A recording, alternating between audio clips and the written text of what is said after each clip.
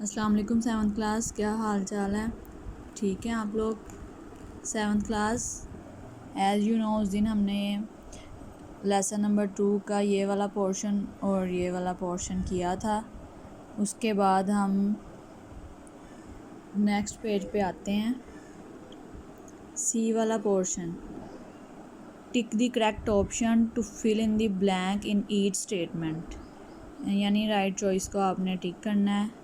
First पे है about dash % of our total population lives in villages, यानी कितने % जो हमारी आबादी है, पॉपुलेशन है, वो गांव में रहती है। नंबर 1 ऑप्शन है 40, बी पे है 50, सी पे है 60 और डी पे है 70।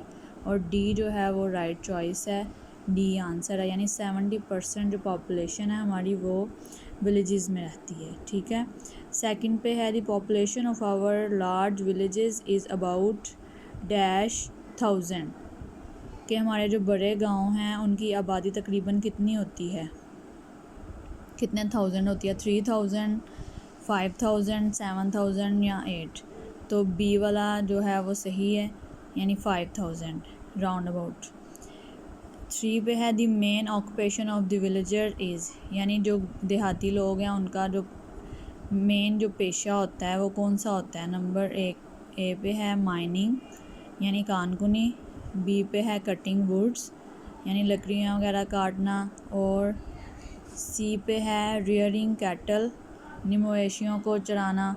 उसके बाद है रियरिंग कैटल, मवेशी पालना, मवेशियों को चराना। डी पे है फार्मिंग, तो डी वाला सही ऑप्शन है, फार्मिंग, यानी खेती बाड़ी उनका पेशा है।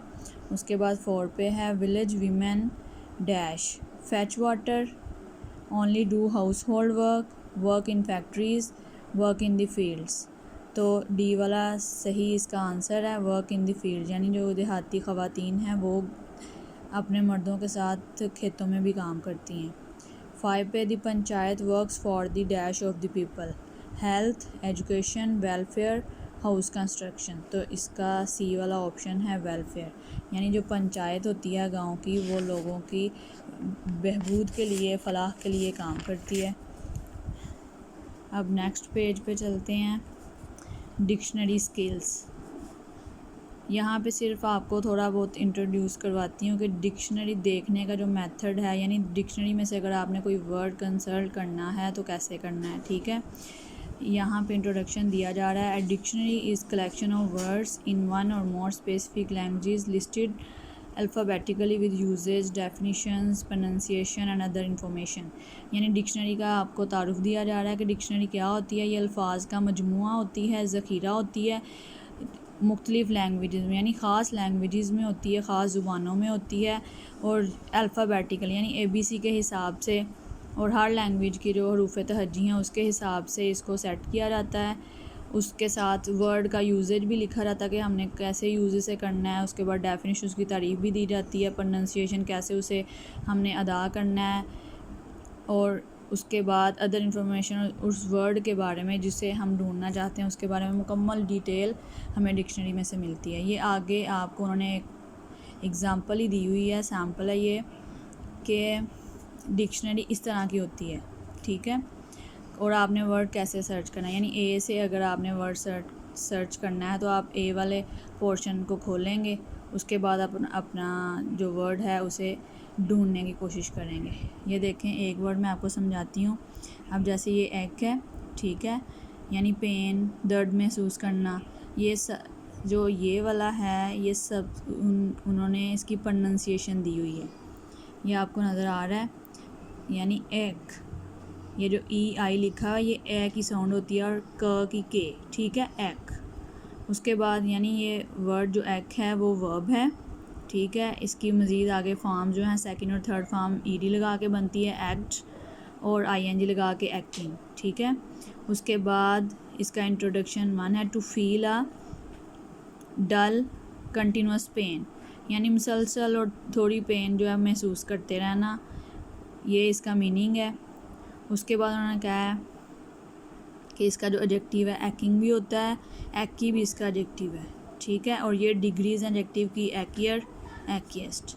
ठीक है। इस तरह से वर्ड यानी उसकी जैसे ऊपर उन्होंने आपको बताया है कि अल्फ़ाबेटिकली दिए होते हैं, साथ उनका यूजेज, उसकी मुकम्मल डिटेल, डेफिनीशन, प्रोनंसिएशन और उस वर्ड के मतलब जो भी मालूमात होती हैं वो सारी डिक्शनरी में हमें मिल जाती हैं। ठीक है, इसलिए डिक्शनरी देखने का मेथड जो है वो आपको सीखना चाहिए। ठीक है, ये इसी तरह उन्होंने सारा सैम्पल के तौर पे दिया हुआ है। उसके बाद ये है, ये भी थोड़ा सा समझ लें, guide words. There are 2 bold faced guide words.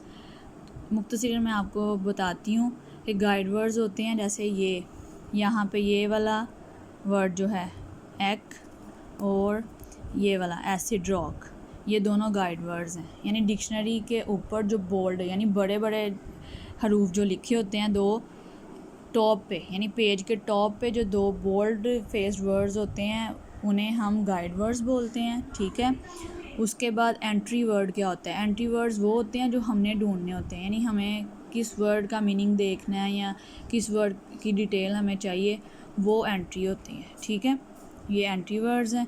आगे उन्होंने आपके करने के लिए थोड़ा कहा हुआ है कि आप डिक्शनरी देखें, कोई वर्ड्स ढूंढें इस तरह। ठीक है, ये 2 चीज़ें आज की हो गई। उसके बाद आपने जो लेसन है वो ये है, ये तो मैंने आपको करवा दिया। अब ये बी वाला जो पोर्शन है, आंसर दी फॉलोइंग क्वेश्चंस, जो आपको नोट्स दिए गए हैं स्टूडेंट्स, वहाँ पे ये इनके आंसर मौजूद हैं। ठीक है, वहाँ से आप लोग करेंगे। सिर्फ आपने इसके 3 जो क्वेश्चन हैं वो आज के दिन करने हैं। ठीक है, पहला question, why do we call Pakistan a land of villages, यानी हम पाकिस्तान को देहातों की सरजमीन क्यों कहते हैं। ठीक है, उसके बाद सेकंड क्वेश्चन है, what is usually the population of a small village, यानी जो छोटे गांव होते हैं आमतौर पर उनकी आबादी कितनी होती है।